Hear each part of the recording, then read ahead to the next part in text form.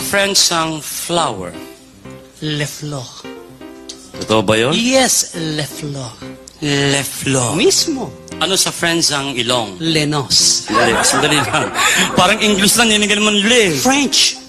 Lenos. Ano sa French ang back? Likod. Yan, Tagalog na. French. Likod. Ano sa French ang circumcise? Le tout. Anong leto? Tulet. Buiset. Binaligtad mo lang eh. Ano sa French ang dumi sa katawan? Le vague. Eh, mahilig sa sex. Le vague. Hoy!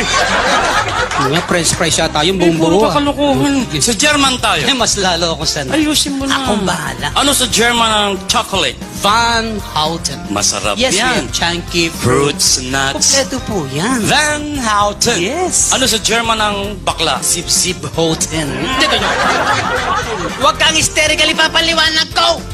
Ang salita sang la squitin up the tweeting hacktin. Yung tsokolate nga, Van Houten. Van Houten. Sip-sip. Houten.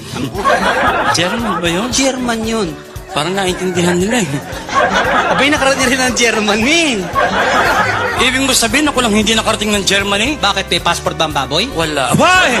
Ayusin mo. Akong bahala. Ano sa German ang matandang dalaga? Matandang dalaga? Yan. Ang takot sa Houten. Anong takot sa ulo? Tatanda ba naman? Hay! Parang Tagalog talaga eh. Ano sa German ang matandang binata? Laylay na Houten. Bakit pa puro Houten? Houten. Parang Tagalog eh. German. Ano sa German ang playgirl? Playgirl? Oh. Open sa Houten. Ano sa German ang hostess? Sawa sa Houten.